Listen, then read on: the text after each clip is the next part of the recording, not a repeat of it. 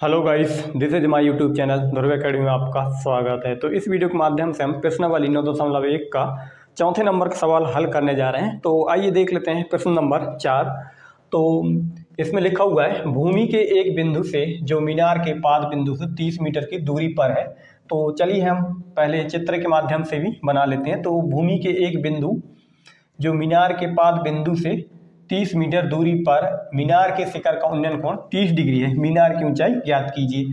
तो चलिए हम सबसे पहले मीनार बना लेते हैं दोस्तों। थोड़ा सा टेढ़ा बन गया है मीनार, लेकिन थोड़ा सा आप समझिएगा। और पाद बिंदु कहाँ है दोस्तों अपने पास मीनार का? ये है पाद बिंदु। इससे जो मीनार के पाद बिंदु से 30 मीटर की दूरी पर है, कौन सी है दोस्तों? एक बिंदु जो पाद बिंदु से कितना दूरी है दोस्तों? 30 मीटर की दूरी पर है। तो हम यहाँ से एक बिंदु है जिसमें से हम पाद बिंदु से एक दूरी, तो इसकी कितनी मीटर है दोस्तों? 30 मीटर दूरी। और अब इसको हम कोण बना देते हैं दोस्तों। और जो मीनार के शिखर का उन्नयन कोण आप देख सकते हैं। मीनार ये है और उसका जो शिखर है इसका कहाँ आएगा दोस्तों? इसका उन्नयन कोण, इसका कितना है दोस्तों? उन्नयन कोण 30 डिग्री है। कितना डिग्री है दोस्तों? 30 डिग्री है। और आप ये थोड़ा सा समझ लीजिएगा, उन्नयन कोण और एक होता है अवनवन कोण। उन्नयन कोण और अवनवन कोण, तो इन दोनों में अंतर रहता है दोस्तों। जैसे कि हम किसी चित्र को हम ऊपर देखते हैं, जैसे कि टावर को, तो वो जो अपने आँख का जो रेटिना जाता है ये उन्नयन कोण कहलाता है। और किसी चीज़ को अगर हम नीचे देखते हैं किसी मंजिल के ऊपर से, तब हमारा जो आँख की दृष्टि है वो नीचे की ओर जाएगी, तब वो अवनवन कोण कहलाएगी दोस्तों। तो थोड़ा सा इसको जरूर ध्यान रखिएगा। चलिए हम इसको और कर लेते हैं। इनका नाम रख देते हैं ए बी सी। और इसका कितना कोण है दोस्तों? 30 डिग्री कोण है। और जो पाद बिंदु से दूरी था, पाद बिंदु जो कि कितना है दोस्तों? 30 मीटर है। तो इधर हम सॉल्व कर लेते हैं। अब हमें मीनार की क्या करना है दोस्तों? ऊंचाई ज्ञात करना है। ऊंचाई यानी कि ये वाला, और इसको हम क्या बोलते हैं दोस्तों? कण बोलते हैं। और जो नीचे वाला भाग होता है इसको हम क्या बोलते हैं दोस्तों? आधार बोलते हैं। और जो ऊंचाई वाले हैं इसको हम क्या कहते हैं? लंब। इसको लंब बोलते हैं दोस्तों, जो कि हमें ए बी ही ज्ञात करना है। तो इधर देख लेते हैं। ए बी क्या लिखा हुआ है दोस्तों? माना ए बी एक मीनार है। और बी सी क्या है दोस्तों अपने पास? बी सी बराबर कितना है दोस्तों? 30 मीटर। 30 मीटर क्या है दोस्तों अपने पास? बी सी आधार है, जो कि अपन ने क्या है, ये भूमि का स्तर 30 मीटर भूमि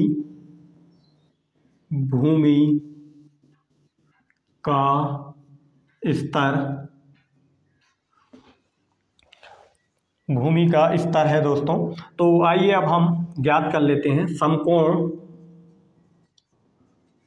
समकोण त्रिभुज ए बी सी में, समकोण त्रिभुज ए बी सी में किसके क्या निकालना है दोस्तों अपने पास? लंबाई। और क्या निकालना है अपने पास? लंबाई और कर्ण। तो अपन को ऊंचाई निकालना है, यानी कि लंबाई प्राप्त करना है दोस्तों। तो हम इसमें क्या निकाल सकते हैं? लंबाई बटे में आधार। और लंबाई बटे आधार किसके बराबर आता है दोस्तों? लंबाई बटे आधार किसके बराबर आता है? 10। ये 10 का फॉर्मूला होता है दोस्तों। 10 बराबर क्या होता है? लंबाई बटे आधार होता है। और इसी प्रकार से साइन थीटा बराबर क्या होता है दोस्तों? इसका लंबाई बटे कर्ण होता है। और इसी प्रकार से कोस थीटा का मान क्या होता है दोस्तों? सूत्र में आधार बटे में कर्ण होता है। और 10 का क्या होता है दोस्तों? लंबाई बटे आधार होता है। तो चलिए हम 10 से लेकर चलते हैं। 10 थीटा बराबर लंबाई नहीं, लंब बटे आधार लंब बटे में क्या आ जाएगा दोस्तों, अपने पास आधार आ जाएगा। और हमारे पास टेन थीटा का मान कितना है दोस्तों, टेन थीटा का मान 30 डिग्री है। तो टेन 30 डिग्री बराबर लंब का मान अपने पास ज्ञात करना है दोस्तों। तो हम क्या निकालेंगे, ए बी और आधार बी सी। अभी हम भुजाओं के नाम मान लेते हैं दोस्तों। अब हमें टेन 30 डिग्री का मान कितना होता है दोस्तों, 1/√3 बराबर ए बी का मान कितना है अपने पास ज्ञात करना है। तो ए बी और बटे में बी सी कितना है दोस्तों अपने पास 30 मीटर। तो 30 लिख देते हैं दोस्तों। अब हमें तिर्यक गुणा कर देते हैं दोस्तों। तो तिर्यक गुणा करेंगे तो क्या आ जाएगा दोस्तों, यहाँ पे 30 बराबर इधर √3 ए बी। अब दोस्तों जो √3 है ये नीचे आ जाएंगे 30 के। तो 30 बटे में √3 बराबर ए बी। अब यहाँ से हम क्या कर सकते हैं दोस्तों, इस तरफ कर लेते हैं, इसको आगे पीछे कर लेते हैं। ए बी बराबर में 30 बटे में √3 आया है दोस्तों। अब इसको हम परिमेयकरण कर लेंगे √3 का। √3 का परिमेयकरण करने से क्या आ जाएगा दोस्तों अपने पास, ए बी के बराबर में √30 √3 बटे में √3 और √3 इसका कितना आ जाएगा दोस्तों, 3 आ जाएगा। और ये कैसे आ जाता है दोस्तों, √3 गुणा √3, यानी कि एक √3 ये है और एक ये है, तो यानी दो जगह हैं। तो इसको हम इस प्रकार से भी लिख सकते हैं दोस्तों, वर्ग में। तो जो ये वर्ग में लिखा हुआ है, यानी कि 2 का मतलब क्या हुआ कि √3 है जो कितनी बार है, 2 बार है। तो इसी को हमने इसको एक जगह लिख लिए। तो वर्ग से वर्गमूल कट जाएंगे दोस्तों। तो कितना बचेगा अपने पास, 3 बचेगा।